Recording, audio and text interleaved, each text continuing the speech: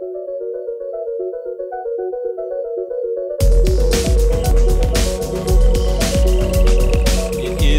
Cancer Awareness Month here in the United States of America. And to help with that awareness, I've invited Katelyn Carey and Joseph Linaschke on to talk about a project that they're both involved in. It's called Beauty After Breast Cancer, and you can find it at beautyafterbreastcancer.com. All right, guys, I'm here sitting with Katelyn Carey and Joseph Linaschke, as I said in the intro there, and we're going to be talking about a really, really important topic. Normally on This Week in Photo and TWiP Talks, we talk about photography-related things. This is also photography-related, but arguably much, much, much more important than just cameras and f-stops and shutter speeds and all that. So, Joseph, you've been on the show before and you have your own show coming up on TWiP and all that. So I'm going to ignore you for a minute and focus on Katelyn. So, Katelyn, you started an organization called Beauty After Breast Cancer, which is at beautyafterbreastcancer.com. Can you tell us the genesis of that organization? Where did it come from? We are working on producing a resource for women with breast cancer that is actually meant to be something happy, something that is good news and supportive for women facing breast cancer diagnosis. Mm-hmm. We are doing a book that is a compilation of full-page, bare-chested portraits showing different surgical outcomes on real people, on real women who are looking strong in their lives, who are looking like, okay, yes, we can prove there is life beyond breast cancer. Right. But it's still giving information with each portrait for women trying to make the decision. If I decide to have surgery, which surgery am I going to do, and what is it going to make me look like? Yeah, that's great. For the folks the uninitiated that haven't been, and I would say that's probably not that many people out there that haven't had their lives touched by cancer in some way, but take us into some of the psychological impacts of the mastectomy or the double mastectomy. Some of the impacts that you're trying to alleviate with this particular book. What happens in the mind? Well, overwhelmed. Scared, isolated, and occasionally ashamed. We live in a society where women are defined very heavily by breasts. Right. So who are you? What are you once you've altered or even removed that part of your body? Right now, for a woman making a surgical decision, she goes into her doctor's office, and from a photography standpoint, the photos that are available to look at are from the neck to the waist, taken by the doctor in an office room immediately post-op. And they're scary, they're clinical, they're cold, like so many things that we encounter in medical offices. Right. So we're bringing with our portraits color and life and beauty back into those images on real people, showing surgical results, but that the surgery doesn't define you, that your breasts don't define you as a woman.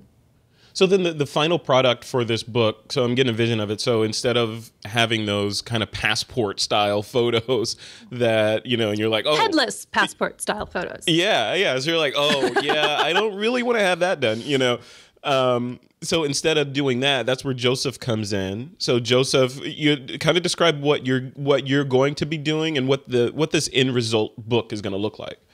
Certainly. So the book itself is designed to be a coffee table style book.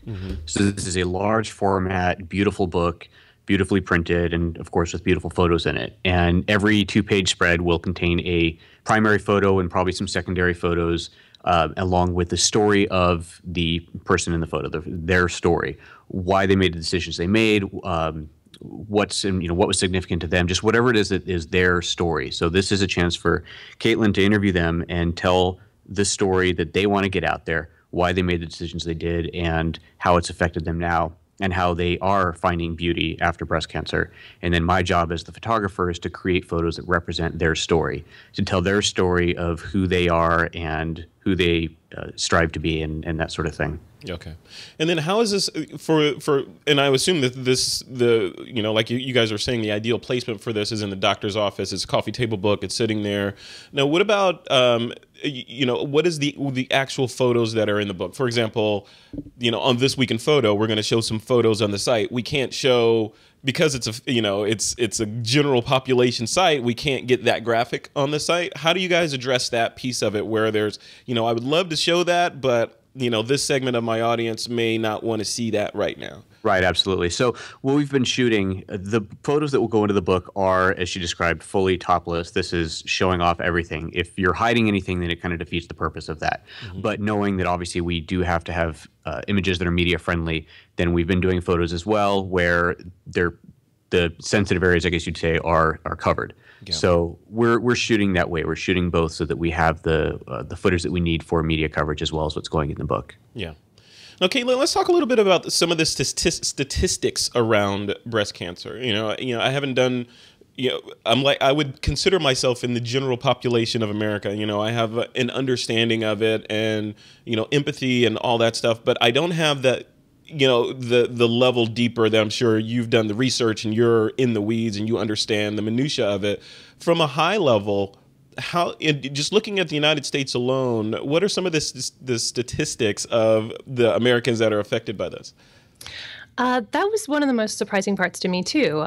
Statistically, 1 in 8 women in her lifetime will receive a diagnosis of breast cancer, which means for all of us at some point in time in our lives, it's going to be a neighbor or a friend or a family member. 1 in 8, you said? 1 in 8, which is why it's so easy for people to put their heads under a rock and go, I'm not going to look at this. This is scary to me. Yeah. If you think about it, 8 women at least. Everybody knows at least 8 women, and probably 16, 24. There's more than that out there that we know, and the odds are everybody is going to be touched by this in one way or another. Right.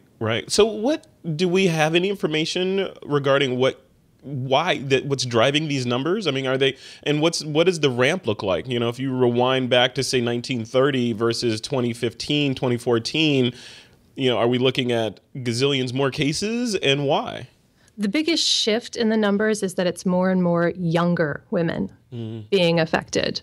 And as to the why, there's a lot of theories, but there's no solid science behind the why in terms of increasing cancer rates in general, but also certainly breast cancer, which is the second highest cancer for women right after skin cancer. Okay, so now we've got that 1 in 8 woman that's listening to this show right now that is getting worried. What are the steps that they can do? If they've ignored this their entire lives, what do they do? How can they find out if they should go to a doctor to get checked out?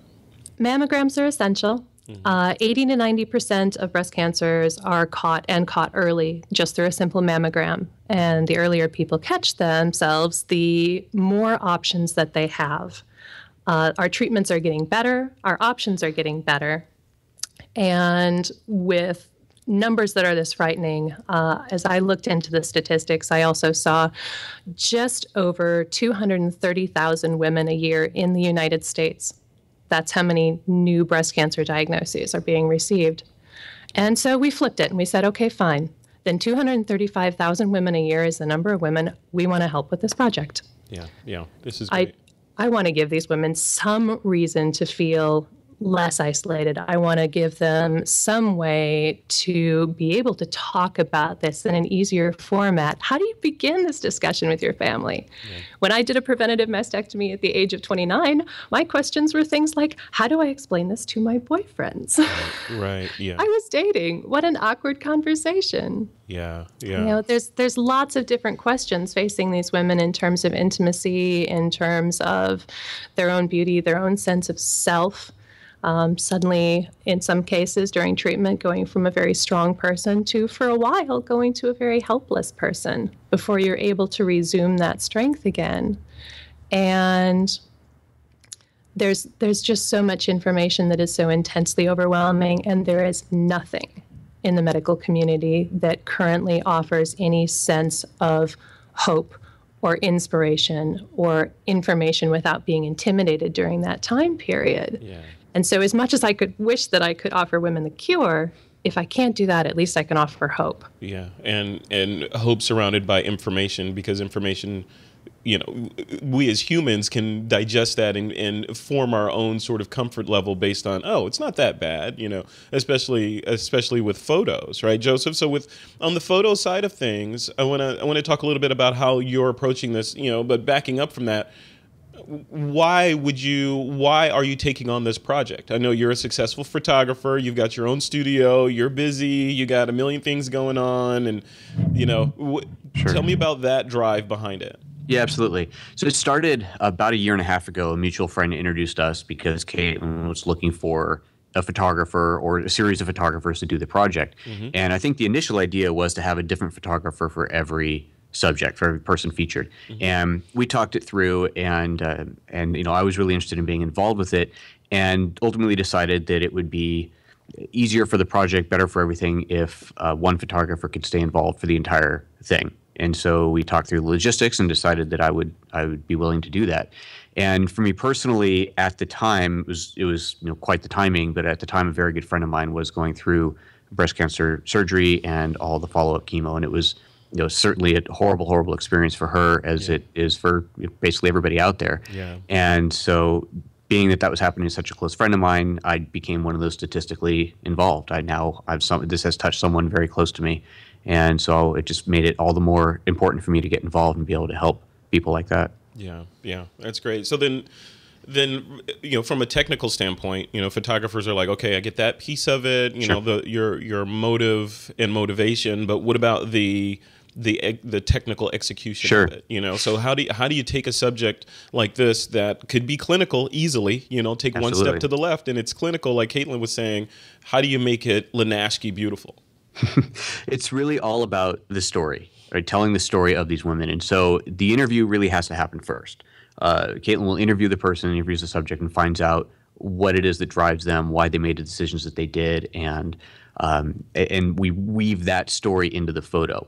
I bill myself as a photographic storyteller, and that's the whole idea here. We're telling the story of that woman, telling her story through the picture. And so the couple that we've done have been a lot of fun. The very first one we did was of Katelyn. And her story, as she said before, she had a preventative mastectomy. So she did this before having a diagnosis because she was such high risk to have it.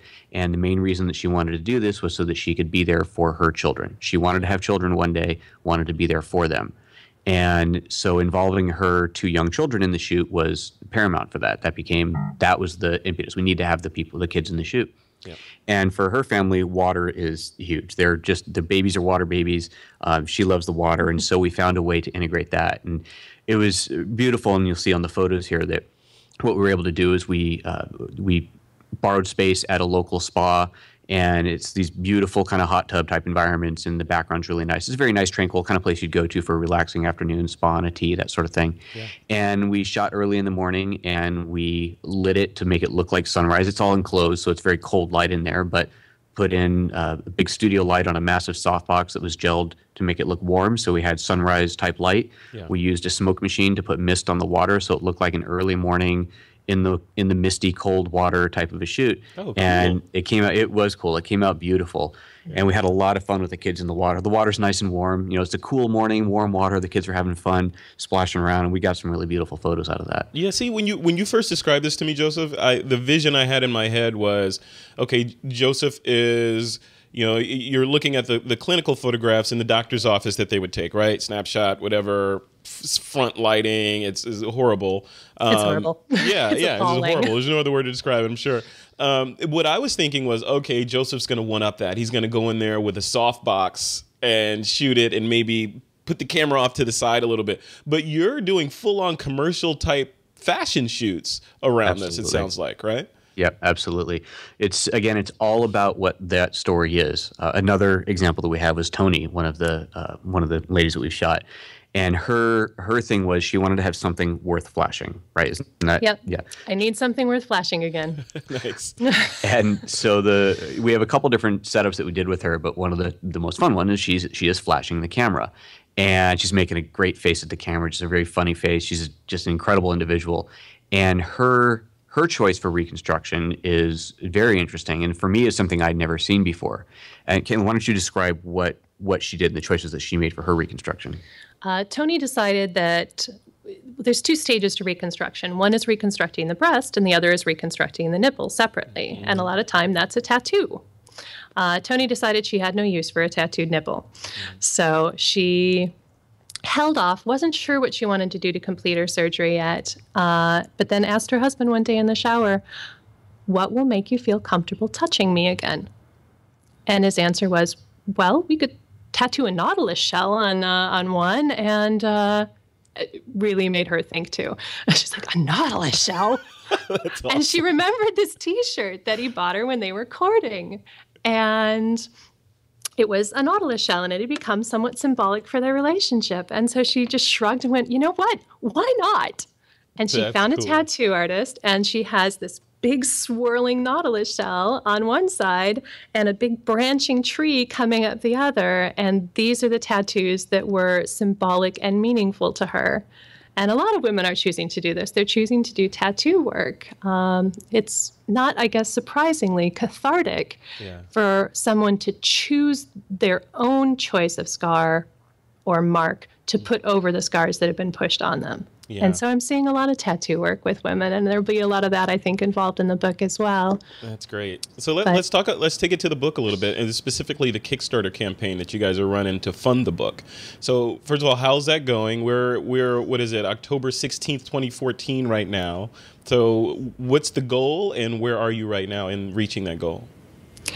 We need a $20,000 total to do the book designer, the editor, and the full print of the first series of books. So that's what we're aiming to raise the money for, is to make sure that we have a professional product that doctors are willing to put on that waiting room table so that we can reach the women this is relevant to. We are doing a Kickstarter fundraising campaign and are discovering that a lot of people just don't like to think too hard about breast cancer. Yeah, right. If everyone who'd looked at and was thrilled at the site had given $10, we would have been about 10 times over our goal by now. Yeah. But it's too scary for people. They don't really want to think about it, and they don't feel like they can make a difference. Yeah. So we've created a way for people to definitively make a difference for the women in their community. Through the Kickstarter campaign, you can buy a book either for yourself or for a friend, or you can donate a book to your local breast cancer center.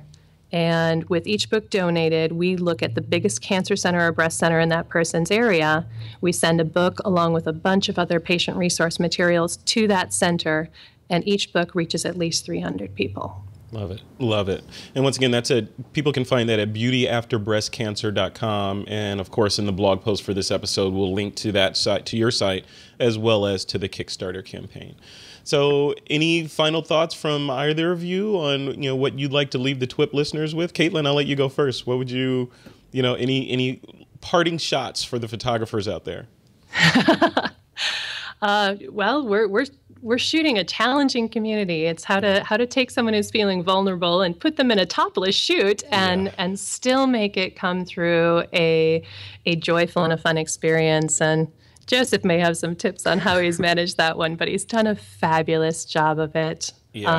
These women are nothing short of inspiring, which is what we set out to do. That's great. Well, that's great. Joseph, what about you? Any last thoughts on the shoots or just the project in general? One thing I wanted to mention about the Kickstarter project, when you go on Kickstarter for a lot of projects, when you contribute, you're buying something for yourself. You're buying a widget, you're going to get that widget, and you're getting that widget for whatever price you're paying and contributing to the project. One of the nice things about this is when you buy that widget, when you buy that book, yes, it can be for you, absolutely. But the real primary drive here is to buy that book for a cancer center. So it's not going to be just for one person, it's going to be for hundreds of people who will see that in that center. So that one single contribution really does put that out to a lot more people than just yourself. And that really is the drive here. I want to make sure those books get out there. And we have higher contribution levels if people want to donate 10 books or so on. And, that's all, of course, on the Kickstarter page. And in fact, there's some really higher end contribution packages if you want to be involved more, if you want to be considered for the book itself. We don't have all the models together yet. We're still putting that together. So if you want to be involved, you want to be considered for inclusion in the book, then you can do that through the Kickstarter as well. We'll show you exactly how we set up the photos and how we do all of Yeah, this. exactly. Exactly. That's exactly. Really cool. I mean, the whole project is awesome, and hats off to both of you for your involvement in pushing this thing forward and bringing awareness to this. Hopefully the This Week in Photo audience will, and I'm looking at you, This Week in Photo audience, pull out the wallets and help you guys push this thing forward. And me helping on This Week in Photo, especially considering it's Breast Cancer Month, is, I feel like, the least I could do to help you guys push your agenda forward. So congratulations and thank you at the same time. Thank you. If I could, there's one more thing that I did want to mention. We talked about a couple of the shoots and being about reconstruction, but the book is not only going to be about women who've chosen to have reconstruction. There are options. You don't have to have reconstruction. Right after the surgery, you can choose not to, and that is a perfectly valid choice, and we are going to feature those women as well. We're going to feature every option. So we want to make sure that everybody who's faced with this decision they can see what those decisions can be. Love it. Love it. Cool. All right. We'll feature some of those photos in the blog posts for this episode, along with this video and the audio and all that stuff. So there will be no excuse for folks not to help you guys out. Excellent. Thank you. All right, guys. Have a good one. Thanks again. Thanks. Take care. Bye-bye. Thanks a lot for watching this video. And once again, if you want to help support what Katelyn and Joseph are working on and get in on that Kickstarter, just head over to beautyafterbreastcancer.com. And also, if you want to subscribe to this or any of the other shows in the TWiP network, just head over to thisweekinphoto.com/subscribe.